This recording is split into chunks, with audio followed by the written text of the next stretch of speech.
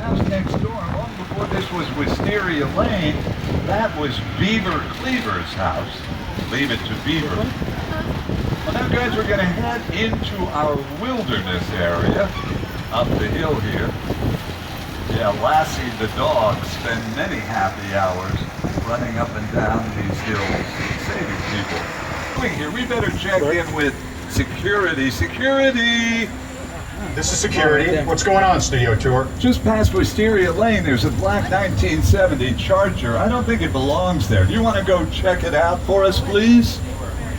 Okay, Tour. I'll send someone down to check it out ASAP. Oh, thanks, Chief. There's nothing more important than security coming up Friday and Saturday. The tour tram drops you off out here, and then you walk through here, through a maze, up the hill. I haven't seen it, but they're calling it something like a purge party. We, on the other hand, are going matter entirely. Here he comes again, Agent Novak. Look, this might be more serious than I thought. What just happened? This is a secure line. Who are you? I'll tell you who I am, boy. I'm the reason bad guys use a nightlight. I'm the reason the boogeyman begs his mama to look under his bed. And I'm the reason you just lost control of this whole operation. My name is Special Agent Luke Hobbs of the U.S. Diplomatic Security Service. And as of 16.9 seconds ago, I'm the man in charge. The hell you are. Let me clue you in on two things, sweet cheeks. One, there's a high-value witness from the Federal Protection Program aboard your vehicle. That's right. That's where I aim to shoot you. Looks like we got her. Now we're coming out alongside one of our artificial lakes. This was put here in 1929 for one of the first movie musicals, Jerome Kern's Showboat. We had a full-size riverboat right there by the dock. Up at the end of the dock, that's where the great Paul Robeson sang the classic Old Man River. Half a century ago, this lake starred in one of the great horror movies. That was the lagoon where the creature used to hang out. Also used it as the swamp where Norman Bates stashed the bodies in the first Psycho movie. We'll visit the Psycho house and the Bates Motel a little later in the tour. Right now, though, we're going around the lake. See this big green area on the right? That's New York Central Park. At least as much of it as the camera needs to see for a movie or a TV show. We can fill in the rest with stock footage. Now I want to show you the actual boat from Peter Jackson's King Kong. There it is on screen. You remember this boat? It was called the Venture.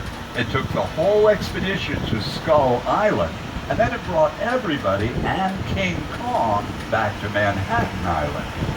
Well, believe it or not, that boat is right up here around the corner.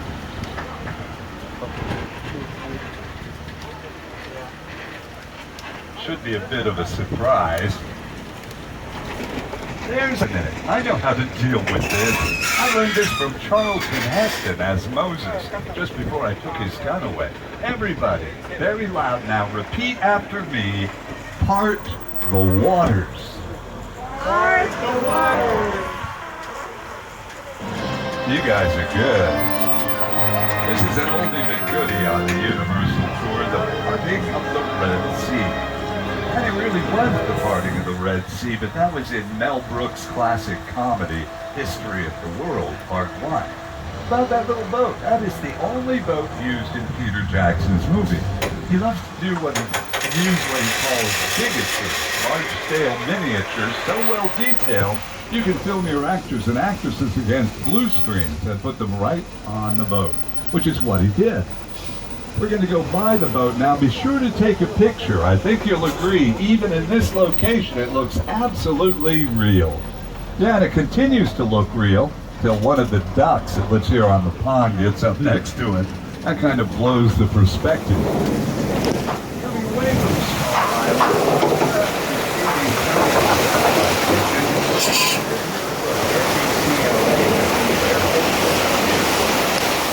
This is where we upload the NBC content to the satellites for distribution. Been using it ever since. You probably remember it mostly for our monster movies.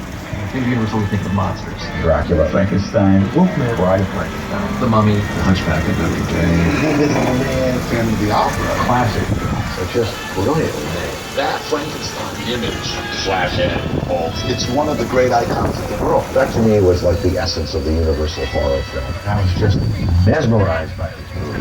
Boris Karloff, Lon Chaney. Just last week, we caught that second shark. Everybody's excited. The shark's hanging up here. Today there's a police cruiser, a diver with a diver down below doing one last sweep of the harbor. Next weekend they'll open the beaches and we get a preview. Coming right up, folks. Beautiful Amity Island. By the way, the diver today is a friend of mine. He said if he's not Amity Island. Oh, there's the shark. Wait a minute, that shark only looks about 20 feet. I thought it was 40 feet. Well, things look bigger in the movies, don't they? There's the police cruiser. I don't see Kenny, the diver, anywhere. He said he was going to be here.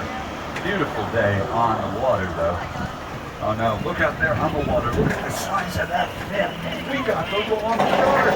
This is not good. Where's the diver? Over by the bubbles, yes. Come on, come on, come on. Yo, Kenny! Shark! Kenny? Oh, that looks like it must really smart. Oh no, they've killed Kenny. Okay, everybody, keep your eye on that yellow float out there. We got some bait attached to that. You take the bait to the this shark. Take the bait to the yellow float. He took the bait. Oh, he's making a picture. That gas truck over there, that's brilliant. Oh, we need to watch the shark. We can have a video look at this. Shark is pulled the dock away, started a fire. What is the problem? Could that shark possibly fly?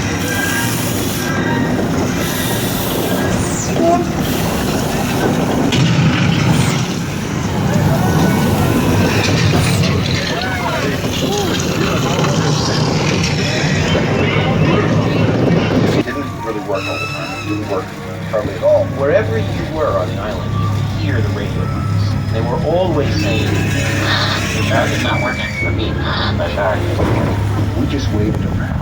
We just waited and waited and waited. The shark worked well enough for a while there, and things the whole time. So I really owe the shark a lot. Boy, I'll say, so far that famous movie musical house, Miss Mona's Chicken Ranch, from the best little whorehouse in Texas, starred Burt Reynolds and Dolly Parton. What a wonderful pair of actors. Now we're going to show you what was once the hottest piece of real estate in Hollywood, and Lynette Scava, who lived in this house on the left with their 5 rambunctious kids. Now we're going to go up around Wisteria Circle and come back down the street. The last house back here once belonged to the baddest of the bad girls, Edie Britt. But we had a new bad girl living here at the end. That was Renee. Renee was played by the beautiful Vanessa Williams. She left that house in the last episode wearing a wedding gown. As we come out of the circle on the left, the big blue house belonged to that marvelous old lady, Mrs. McCluskey. Wonderfully played to the very end of the series and the end of her life by the late